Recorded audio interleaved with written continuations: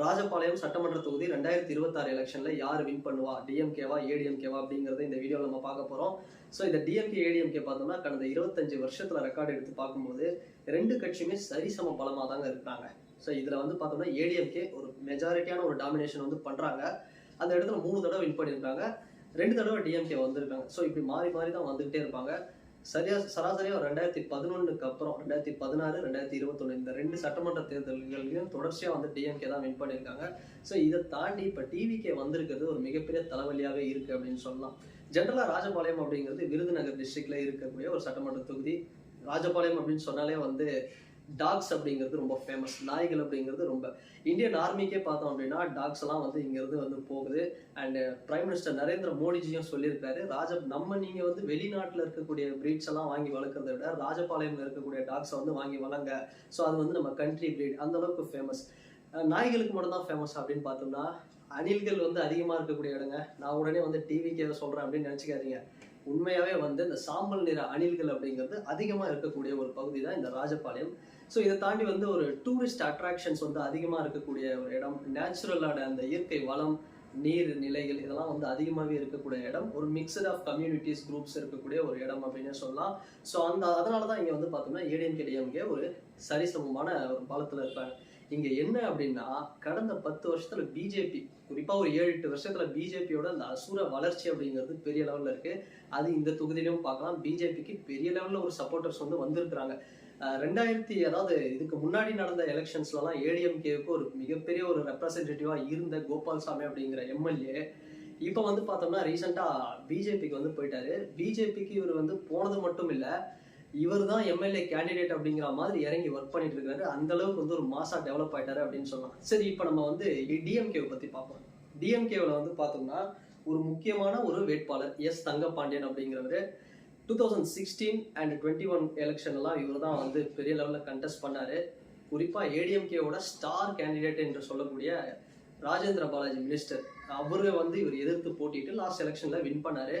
இங்க ப்ராப்ளம் என்னன்னு பார்த்தோம்னா டிஎம்கேக்கு லாஸ்ட் நடந்த 2 எலெக்ஷன்லுமே இங்க டிஎம்கே கேண்டிடேட் ஒரு மார்ஜின் தான் வின் பண்ணியிருக்காரு. அதாவது ஒரு 5000 ஓட்டு, 3000 ஓட்டு, 4000 ஓட்டு இந்த டிஃபரன்ஸ்ல வந்து வின் பண்ணது டிஎம்கேவுக்கு ஒரு மிகப்பெரிய ஒரு அதிருப்தியா இருக்கு. இவரை நிப்பாட்டலாமா வேணாமா அப்படிங்கிற டிஸ்கஷன்ஸ் போயிட்டு இருக்கு.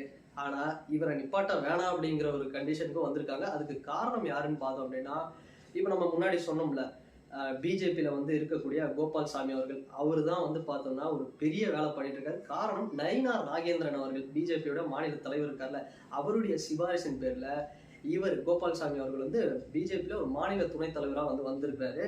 இது வந்து ஒரு பெரிய ஒரு சம்பவத்தை அந்த இடத்துல கிரியேட் பண்ணியிருக்கிற ஒரு மாசம். அதே மாதிரி இவர் தன்னைத்தானே எம்எல்ஏ கேண்டிடேட் அப்படின்னு முடிவு பண்ணிட்டு இப்பவே தொகுதியில வந்து சுற்றுப்பயணம் வந்து ஸ்டார்ட் பண்ணிட்டாராம். ஆல்ரெடி இவருக்கு வந்து அந்த தொகுதியில ஒரு கோபால்சாமி அப்படிங்கிற ஒரு ஸ்டார் பர்ஃபார்மர். அதனால இவருக்கு ஓட் பேங்க் அப்படிங்கிறது பெரிய லெவல்ல இருக்கு. இப்பவே வந்து வீடு வீடா போய் ஓட்டு கேட்கறது, அங்கங்க மாசா வந்து கேதரிங்ஸ் பண்றது. அதே மாதிரி மாநில தலைவரா வந்து பிஜேபியில நயினா நாகேந்திரன் ஆன உடனே 2 வாட்டி இவர் வீட்டுக்கே போய் பார்த்துருக்காராம், கோபால்சாமி அவரோட வீட்டுக்கே. ஸோ அந்த அளவுக்கு இவருக்கு மாஸ் இருக்கிறதுனால டிஎம்கே உடனே வந்து என்ன பண்றாங்கன்னா, ஐயோ நம்ம வந்து ஒரு வெயிட்டான கேண்டிடேட்டை வந்து நிப்பாட்டணும், அப்பதான் வந்து வின் பண்ண முடியும், அப்படி ஒரு இக்கட்டான சூழலுக்கு தள்ளப்பட்டிருக்காங்க. சரி, இந்த இடத்துல வந்து டிஎம்கே என்ன மாஸ்டர் பிளான் வந்து பண்ணுவாங்க அப்படின்னு பார்த்தோம்னா, குறிப்பா இந்த இடத்துல ஒரு விஷயத்த நம்ம நோட் பண்ணுங்க. ராஜபாளையம் அப்படிங்கிறது ஆண் வாக்காளர்களை விட பெண் வாக்காளர்கள் தான் வந்து இங்க அதிகமா இருக்கிறாங்க. ஸோ அதுதான் இந்த தொகுதியோட ஒரு ஸ்பெஷல் அப்படிங்கிறது. அதனால இந்த இடத்துல நம்ம ஒரு பெண் வாக்காளரை வந்து நம்ம ஒரு வேட்பாளரை வந்து நம்ம இறக்கணும் அப்படின்னா நம்ம வந்து ஈஸியா வின் பண்ணலாம், ஓரளவுக்கு டஃப் கொடுக்கலாம் அப்படிங்கிற மாதிரி ஒரு பிளான் பண்ணி ஒரு முக்கியமான ஒரு வேட்பாளர் வந்து இந்த இடத்துல வந்து களத்துல இறக்குறாங்க.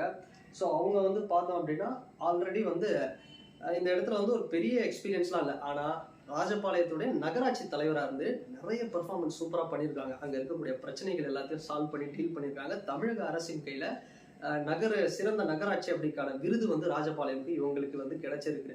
அவங்க பேர் தான் பவித்ரா ஷியாம் அப்படிங்கிறவங்க. இவங்க யாருன்னா கேஎஸ்எஸ்ஆர்னு ஒரு மினிஸ்டர் இருக்காருங்களா, மினிஸ்டர் ஆஃப் ரெவென்யூ. அவர் வந்து அவருடைய சிபாரிசின் பேர்ல தான் வந்து கேகேஎஸ்எஸ்ஆர் ராமச்சந்திரன் அவருடைய சிபாரிசின் பேர்ல தான் இவங்க வந்து நிக்கிறாங்க. ஒரு விமன் கேண்டிடேட்டை ஸ்ட்ராங்கா நம்ம நிப்பாட்டணும் அப்படின்னா நல்லா இது வரும். ஆல்ரெடி அவங்களுக்கு வந்து ஒரு நல்ல மாஸ் இருக்கு. அதனால என்னதான் வந்து நீங்க வந்து கோபால்சாமி மாதிரியான இன்னும் பாருங்க பிஜேபி ஏடிஎம்கே அலைன்ஸே இன்னும் கன்ஃபார்ம் ஆகல. ஏடிஎம்கே வந்து டிவிகே கூட போகுமா இப்படியெல்லாம் ஒரு டிஸ்கஷன்ஸ் இருக்கு. பட் இந்த இடத்துல இவங்க வந்து ஒரு தைரியமா வந்து நிப்பாட்டுறாங்க. யாரு கோபால்சாமி அவர்கள் தைரியமா இருக்கிறாரு. பிஜேபி அதிமுக கூட்டணி தான் கன்ஃபார்ம் ஆகும், நான் தான் எம்எல்ஏ கேண்டிடேட் அப்படிங்கிற மாதிரி இறங்கி பண்ணிட்டு இருக்காரு. ஸோ என்னதான் நீங்க கோபால்சாமி நிப்பாட்டணும், நாங்களும் வெயிட்டான கேண்டிடேட்டை நிப்பாட்டுவோம் அப்படிங்கிற மாதிரி ஒரு வேலையை வந்து டிஎம்கே ஸ்ட்ராங்கா இறங்கி பண்ணிட்டு இருக்காங்க. ஸோ ஆனால் என்னதான் வந்து இவ்வளோ காலமா டிஎம்கே ஏடிஎம்கே ஏடிஎம்கே டிஎம்கேன்னு மாறி மாறி ராஜபாளையத்தில் வந்து ஒரு மிக்சட் ஆஃப் ஓட்ஸ் ரேஸ் அப்படின்னு இருந்தாலுமே இப்போ டிவிகே வந்தது அப்படிங்கிறது ஒரு மிகப்பெரிய தலைவலியாகவே இருக்கும் அவங்களுக்கு அப்படின்னே சொல்லலாம். ஸோ இந்த மாதிரி எந்த கேண்டிடேட்டை வந்து நம்ம நிப்பாட்டினாலுமே டிவிகே யாரை நிப்பாட்ட போகிறாங்க? ஆல்ரெடி விஜய் அவர்கள் சொல்லியிருக்கிறாரு, 234 தொகுதிகளிலும் நான் தான் வந்து பிராண்டு வேட்பாளர் அப்படிங்கிறது விஜய். ஸோ அங்கே யாரை நிப்பாட்டினாலும் பிரச்சனை இல்லை. விஜய் அவருக்குன்னு இருக்கக்கூடிய ஒரு மக்கள் செல்வாக்கு, ஒரு ஓட் பேங்க் அப்படிங்கிறது சவுத்தில் ராஜபாளையம்லாம் வந்து பெரிய லெவலில் இருக்குது. அது நம்ம வந்து மறுக்கவே முடியாது. அந்த அளவுக்கு வந்து ஒரு செல்வாக்கு டிவிகே கட்சிக்கு இருக்குது. சரி, இதை தாண்டி பார்த்தோம் அப்படின்னா நம்ம நாம் தமிழர் கட்சி கிட்டத்தட்ட ஒரு 8% ஓட்டு வந்து வச்சிருக்காங்க அந்த இடத்துல.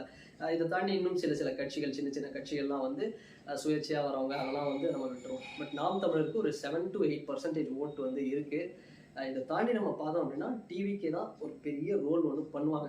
உண்மையாகவே நான் முன்ன சொன்ன மாதிரி அணில்களோட கூட்டம் அந்த இடத்துல அதிகமாக இருக்குது அப்படின்னா அணில்களோட அட்டகாசம் அப்படிங்கிறது 2026 எலெக்ஷனில் நம்ம பார்க்கலாம். ஸோ அந்தளவுக்கு வந்து ஒரு பெரிய ஒரு டார்ச்சராகவே இருக்கும் டிஎம்கேவுக்கும் ஏடிஎம்கேக்கும். பட் ஒருவேளை டிவிகே ஏடிஎம்கே கூட அலைன்ஸ் ஃபார்ம் பண்ணாங்க அப்படின்னா யாரை நிப்பாட்டுவாங்க அப்படிங்கிறது ரொம்ப ஒரு சேலஞ்சிங்காக இருக்கும். அப்படி ஒரு அலைன்ஸ் ஃபார்ம் ஆச்சு அப்படின்னா சிம்பிள் மெஜாரிட்டியான வின். லாஸ்ட் டைமில் வந்து க்ளோஸ் காலில் தான் போச்சு டிஎம்கேவுக்கும் ஏடிஎம்கேவுக்கும். பட் இந்த டைம் பார்த்தீங்கன்னா சப்போஸ் டிவிகே வந்து ஒரு ஏடிஎம்கேல ஒரு அலைன்ஸ் வந்தாங்கன்னா sure shot ADMK TVK alliance தான் இந்த இடத்துல வின் பண்ணுவாங்க. அதில் எந்த ஒரு மாற்றமும் இருக்காது. பட் பார்க்கலாம் ஏடிஎம்கே கூட வந்து டிவிகே அலைன்ஸ் வராங்களா, இல்லை ஏடிஎம்கே பிஜேபி அலைன்ஸ் கண்டினியூ ஆகுமா, இல்லை டிவிகே தனியாக ஒரு அலைன்ஸ் வந்து ஃபார்ம் பண்ணுவாங்களா. பட் எப்படி பண்ணாலுமே விருதுநகர் அப்படிங்கிறது தேமுதிக, அதாவது கேப்டன் விஜயகாந்த் அவர்களுக்கு ஒரு பெரிய ஒரு மாஸ் இருக்கக்கூடிய இடம். ராஜபாளையத்தெல்லாம் கூட வந்து தேமுதிக கேப்டன் விஜயகாந்த் அவர்களுக்கு ஒரு பெரிய ஒரு செல்வாக்கு இருக்குது. ஸோ அப்படி வந்து தேமுதிக போகிற அலைன்ஸும் வந்து ஒரு பெரிய அளவில் ஒரு ரோல் வந்து ப்ளே பண்ணோம். ஸோ இது இப்போ நம்ம பார்க்குறது அப்படிங்கிறது தேர்தலுக்கு முந்தைய ஒரு கருத்து கணிப்பு தாங்க. ஸோ யார் வின் பண்ணுவா அப்படிங்கிறது ஒரு ஈக்குவல் பலம் தான். சப்போஸ் வந்து டிஎம்கே ஏடிஎம்கே இல்லை டிவிகே தனியாக அண்ட் நாம் தமிழர் ஒரு 4 முனை போட்டி இருந்தாலுமே டிஎம்கே ஏடிஎம்கேவுக்கு செம டஃப் கொடுப்பாங்க டிவிக்கு, அதில் எந்த மாற்றுக்கிறதுல.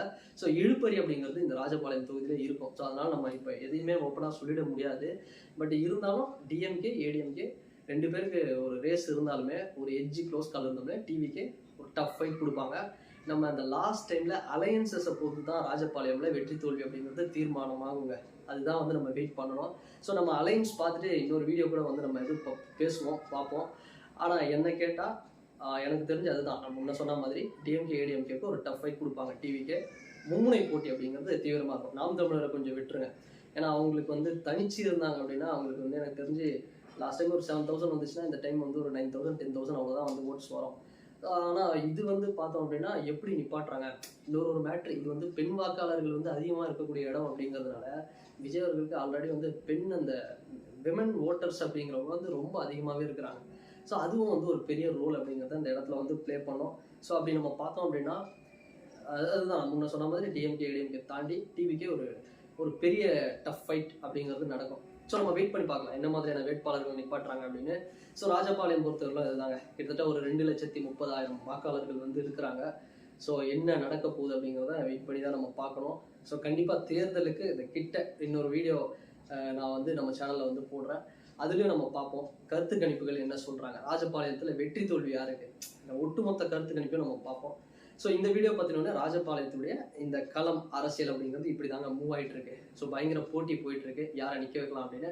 ஸோ உங்களுடைய கருத்து, இந்த ராஜபாளையம் தொகுதியில் யார் வின் பண்ணுவா, 2026 சட்டமன்ற தேர்தலில் யார் கைப்பற்றுவாங்க? நான் எல்லா தொகுதிக்கும் நான் சொல்கிற விஷயம் என்னன்னா, ஸோ நமக்கு வந்து ஒரு பார்ட்டி ஆளுங்கட்சி பிடிக்கும், எதிர்கட்சி பிடிக்கும், அப்படியே இந்த கட்சி பிடிக்கும் அப்படின்றத தாண்டி இப்போ இருக்கக்கூடிய ஆளும் கட்சி எதிர்கட்சியாக இருக்கும்போது என்னென்ன வாக்குறுதிகள் கொடுத்தாங்க, 2021 சப்போஸ் நாங்கள் வந்தோம் அப்படின்னா நாங்கள் என்னென்னலாம் பண்ணுவோம் அப்படின்னு, அதே மாதிரி என்னெல்லாம் பண்ணாமல் இருக்கு, இல்லை இதுக்கு முன்னாடி இருந்தவங்க என்னெல்லாம் பண்ணாங்க பண்ணலை. சரி, இனி வரப்போகிறவங்க நீங்கள் வந்து டிவிக்கே வந்து இன்னைக்கு பிடிக்கல, விஜய் பிடிக்கல அப்படின்னு கூட சொன்னாலுமே பட் டிஎம்கே ஏடிஎம்கே என்ன பண்ணாங்க பண்ணலை.